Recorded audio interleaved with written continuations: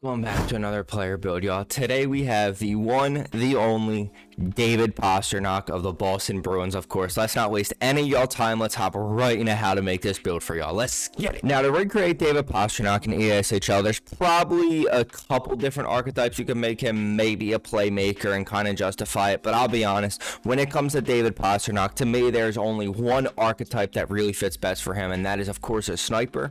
Now, on the NHL website, he is listed at 6 foot 200 pounds, but as you see, once we hit that 200-pound threshold, we do lose -1 to speed. So I'm gonna make him 6 foot 199 pounds for the sake of this build, and he does of course shoot right-handed, and abilities and boosts we will come back to as always. First, for David Pastrnak's technique attributes, we're of course gonna add 5 to speed, because that's also the reason we made him 199 pounds instead of 200, because he is gonna be a little bit faster, and we want to make this Pastrnak build pretty fast because David Pastrnak has always been a pretty fast skater. Then we're just simply going to add 2 to wrist shot accuracy, add 1 to agility, then take 2 off balance and 1 off wrist shot accuracy. And yes, we will have 20 extra skill points left over, but unfortunately there's no possible way for us to ratio them out here. Next, for Pasta's power attributes, we're just simply going to add 5 to acceleration as well, for the same reason. He is a pretty fast skater. Then add 1 to both wrist shot and slap shot power, and just simply take 4 off your endurance, as like I said, David Pastrnak is just an absolute shooter. He's of course a really good playmaker as well, but when I think David Pastrnak, I think his absolute incredible shot. After that, for Pasternak's playstyle attributes, we're simply going to add 5 to passing. Of course, it's like I said, he's just a remarkable playmaker, and of course this build isn't a playmaker, but we're going to try and get his playmaking as high as we possibly can. Then we're just simply going to add 4 to offensive awareness, add 3 to stick checking, and just take 5 off your body checking as well. Then for your tenacity attributes, like with most of these players, we're simply just going to add 5 to hand-eye, add 5 to strength, and just take 5 off durability and 5 off shot blocking, because unless that's really a main facet of their game, I'm just really not super focused on showing off the shot blocking or durability. They're just not super useful attributes in ESHL. And finally, for Pasta's tactic attributes, we're simply just going to add 5 to deking, add 5 to discipline, then take 5 off face-offs and take 3 off your fighting as well. And main reason being is obviously he's a wing, so he's not going to be taking face-offs. He's a remarkable stick handler, and listen, we probably could have taken 5 off fighting skill and had a few extra skill points left over, but he did drop the gloves with Matthew Tkachuk in the playoffs a couple years ago, so you got to put some respect on that. So giving him 77 fighting skill, I felt like was at least fair. Now, going back to abilities, for David Pasternak's zone ability, there is of course only one ability that really fits Pasta above the rest, and that is of course 1T. He has an absolutely ridiculously good one-timer, and it would just be wrong of us to not give him gold 1T. Then for Pasta's superstar abilities, I know I don't do this super often, but we're actually going to have Pasta with 2 shooting abilities. Reason being is obviously 1T highlights his one-timer, and I really wanted one that was going to highlight just his incredible wrist shot from really anywhere on the ice, and the best ability to do that is of course going to be Snipe. Then for his second one, I really debated giving him a stick handling or a passing one, and I kept going back and forth, but ultimately I decided to just go with tape to tape, give him a passing ability. If you wanted to say maybe give him ankle break or a puck on a string, you could definitely do that as well. However, I just decided to go with tape to tape for this David Pastrnak build. And finally, for David Pasternak's boost, you can probably already guess what we're going to go with here, but for our first one, we're of course going to go with controlled passing.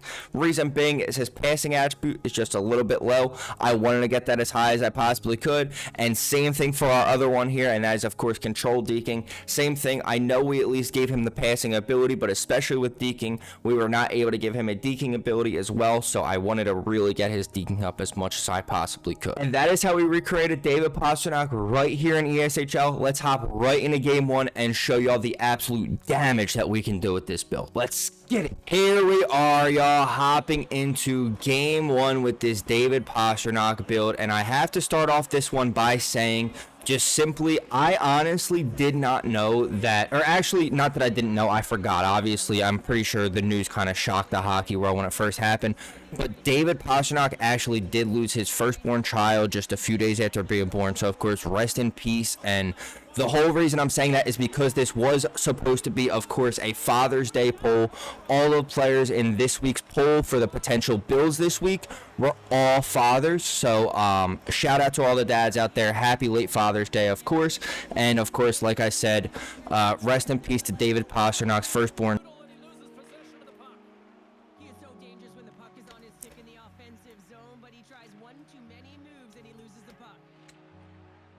Okay. Hey, we take those. That was supposed to be a backdoor dot, but I mean, I guess when you got the playmaking badge, that shit just, your passes happen to go in too. All right, let me just low-key correct what I was saying, because, yes, it was a son named Vigo, and like I said, rest in peace to him. A beautiful play for Pastrnak right there, and I mean, I think it was pretty much destiny that it happened when we were talking about that. So, once again, rest in peace, and shout out to Pastrnak and, his wife, just making it through this tough time. I mean, there's just no possible words that I could say to fix this situation other than rest in peace, and obviously I'm sorry for the Pasternak's loss, of course. But I did not mean to start this video off so doom and gloom, so let's get into it, of course, and talk about Pastrnak, the player, and just the remarkable person he is on and off the ice. Now, at the time of recording this, the Florida Panthers did literally just win the 2025 Stanley Cup. So, shout out to the Panthers. I mean, just a remarkable season from them. Remarkable season from literally that whole team. And, of course, shout out to the Oilers.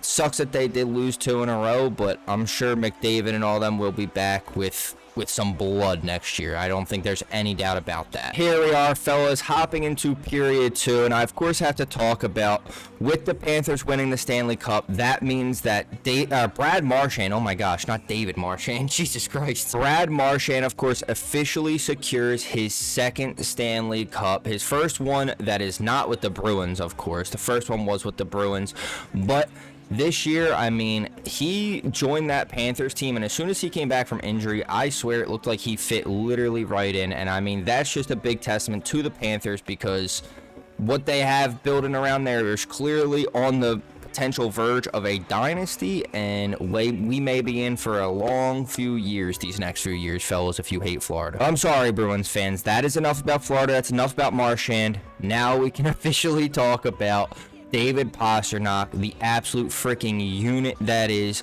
one of the best European players in the league, and there is no denying that.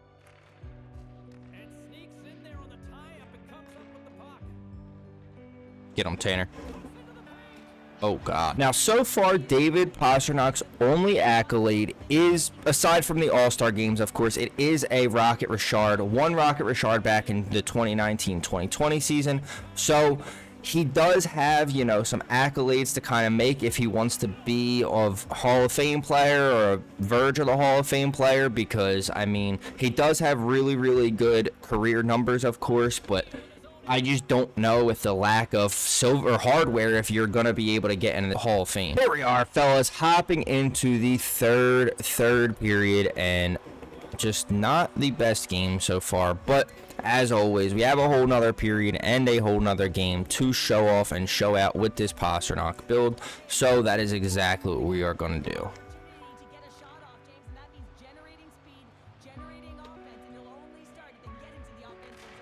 Bang, there we go, baby. Let's fucking go, man. Good pass, Tanner, and an absolute laser from David Pastrnak. Now, we do not have a player build challenge in this. I low-key been forgetting to mention that the past few videos, so I do apologize for that. But we, of course, haven't really had any challenges lately, so we're going to try and get some 1Ts here. I mean, that's going to be our main goal, of course. But we also just want to score some nice snipes. We want to play make and just, you know, make some remarkable plays. And then we also just want to dangle the shit out of people too, because Pastrnak can literally do everything. So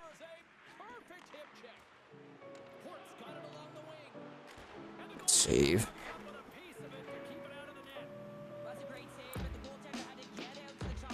Bang, let's go, Pasta. What a beautiful fucking setup there, and a gorgeous finish from J-Bear. Let's fucking go, boys. Now, another fun fact that I actually didn't even realize was a little bit of a double entendre, I guess, if you would, for this David Pastrnak slash Father's Day video. I did not realize, oh my gosh, I just got cooked. I did not realize that his father actually passed away of cancer literally 13 months before he got drafted by the Bruins. So when he did get drafted, he did one of these for like to pay tribute to his dad. So I thought that was absolutely awesome, and a little bit of another happy Father's Day tribute, and of course rest in peace to David Pasternak's father.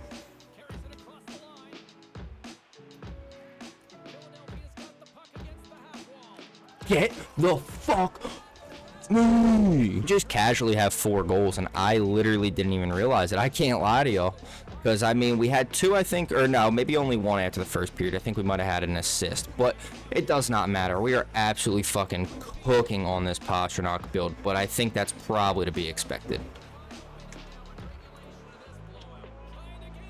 Go, Jaybird, go, go, go. Let's go. Might as well just make it 5. Fuck it. Even when we're not really involved in the play, the puck somehow just ends up on our stick, and we bury the super easy rebound.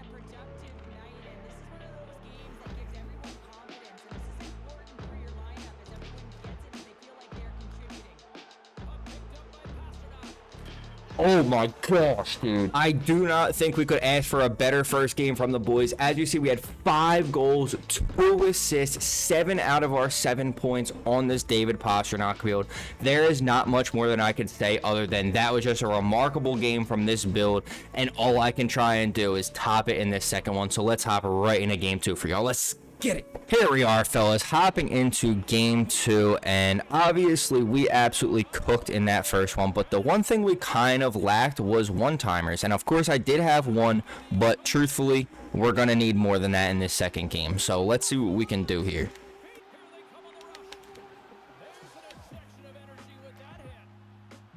Yeah, I'm gonna just say we should probably watch out for that guy. That guy. Yep. Just keep stick lifting, Jaybird. Keep stick lifting. He's probably gonna keep. Yep. He's gonna keep tying you. Let's fucking go, baby. What a start, man. All right, Tanner. Let's go. Break this one open here, kid. Let me see something.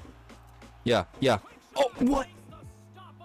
How the fuck did he say that? Let me also talk a little bit more about David Pastrnak. Of course, he probably will hit the 1,000-point mark in the next couple seasons, and that is going to be a very good accolade, of course. But that's not going to be good enough to get him to the Hall of Fame, unfortunately, because like I said, it's going to take probably some hardware aside from that. Whether that be a couple Stanley Cups, which with the way the Bruins are looking right now, I don't know if that's really possible in the next few years, but we'll of course have to wait and see whether it's more Rocket Richards, whether it's Art Ross, whatever the case may be. He's going to need some hardware.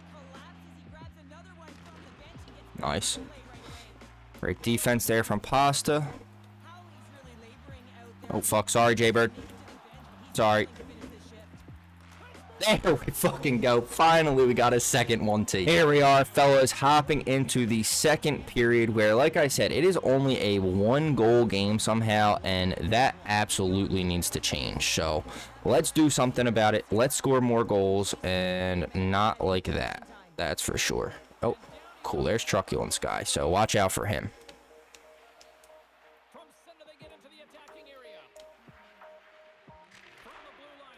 Oh my gosh. Okay. Yes. Great play, Pasta. Great jump.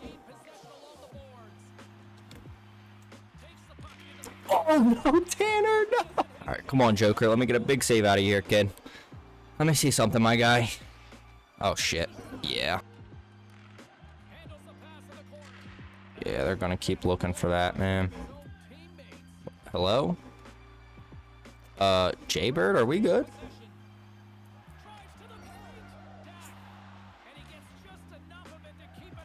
Ew, good fucking play, Jaybird. Gorgeous play. Fucking A, that was such a weak pass.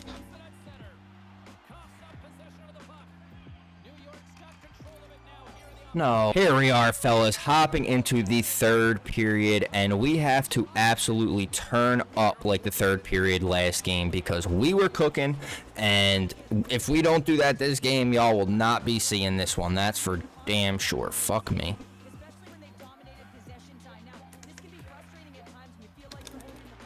Bang, there we go, baby. What a beautiful play there. Great little give and go there, Jay-Bird. Good shit. And of course, we do have to talk about the player build rankings, and I do have to let y'all know where David Pastrnak and this build does fall on our player build rankings. So this David Pastrnak build will unfortunately not be coming in the top 5, so I won't be going over the top 5 in this video, but I did just go over in a very recent video. So if y'all have not seen the most recent top 5, feel free to check that out right here. All right, Tanner, come on. This would be an absolutely huge goal if you're able to score this one. Let me see something, kid.